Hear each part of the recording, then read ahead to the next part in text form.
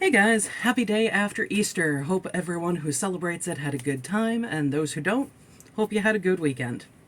I am in the midst of reading Wuthering Heights right now by Emily Bronte. I always forget which Bronte sister writes what. Anyway, I'm looking forward to talking about that one when I'm done, because so far I'm only on about chapter 8, and so far there are tones of racism, of favoritism, of depression, of selfishness, of favorite. I already said favoritism, of just a whole bunch of dysfunctional stuff. And yeah, I look forward to talking about it when I'm done with it. Anyway, recently I also read The Andromeda Strain, and I was surprised at how much I really liked it. And I've gotten curious about more sci-fi, because Andromeda Strain, at least, was a very digestible, very readable, very understandable kind of thing. And I find that I don't know, I say that it's just not my scope of interest, but maybe a large part of why I've stayed away from sci-fi is because the way my brain works, I find science stuff fascinating. Like when I was taking a biology class back in high school, it was fascinating. I loved learning the stuff. But the way my brain works, it did not retain any of that. And it's frustrating to high hell that this is the case with me. But maybe part of that played into why I haven't really leaned into reading any kind of sci-fi, because I'm like, all right, well, how much am I really going to retain of the book between the times when I read it? Because it's rare that I read a book in one sitting anymore. So, anyway, after Andromeda Strain, because that did stay with me while I read the duration of it, I decided, you know what, let me keep my eyes open for other sci-fi that I'll find interesting, because I like the idea of a techno thriller, which is what Andromeda Strain was classified as by Tom Clancy. And I was watching a couple of book reviews the past, I don't know, week or so. A lot of them were videos by Sarah without an H. I'll link her in the description below if you want to check out any of her videos. And in one video, she talked about, I don't remember if it was, best or worst or Goodreads list or what. She does a lot of the kind of reading other booktubers' best books of whatever year, reading other booktubers' worst books of whatever year, reading the Goodreads list of awards, awarded books or whatever it is. Anyway, one of these videos, she had Project Hail Mary written or listed on the books that she was going to read. And the way that she described it was that this guy wakes up in this space station and has no idea who he is. And so the mystery is him figuring out who he is, how he got there, everything like that. And the back of the book says, Ryland Grace is the sole survivor on a desperate last chance mission. And if he fails, humanity and Earth itself will perish. Let me say right now, this is the first time I'm reading the blurb. Except that right now, he doesn't know that.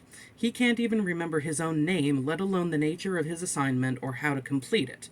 All he knows is that he's been asleep for a very long time, and he has just been awakened to find himself millions of miles from home with nothing but two corpses for company. His crewmates dead, his memories fuzzily returning, Ryland realizes that an impossible task now confronts him. Hurtling through space on this tiny ship, he must puzzle out an impossible scientific mystery and conquer an extinction-level threat to our species. And with the clock ticking down and the nearest human being light years away, he's got to do it all alone. Or does he? So, yeah, color me intrigued. So yeah, that is about it for today. Project Hail Mary might be the next book after Wuthering Heights. I'll see how I feel, because I have recently gotten a few others. Actually, you know what? Let me grab those and I'll show them to you. So the first one I got, I really should have expected that this was a book. I watched The Pale Blue Eye on Netflix that has Christian Bale and the guy who played Dudley Dursley playing Edgar Allan Poe. And I actually talked about that in a previous video. Anyway, I found out that it was a book because I went on to Amazon to look up if I could get the movie on DVD, I think, or something like that. I don't know. But yeah, I found out that it was a book, and I was like, okay, let me get it, let me read it. And I found out that the author also has several other books that they've published. This one is another one. And right here you can see the author's name. And this one is about a grown-up Tiny Tim from A Christmas Carol. And he needs to solve several murders. So, again, color me intrigued by that.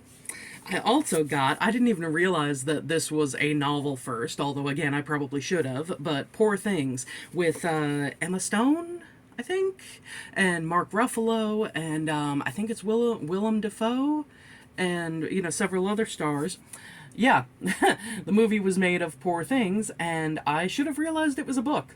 So I look forward to reading this kind of twist on the Frankenstein story, I think it is. And then the same time that I was at Barnes & Noble and got Poor Things, I also saw this.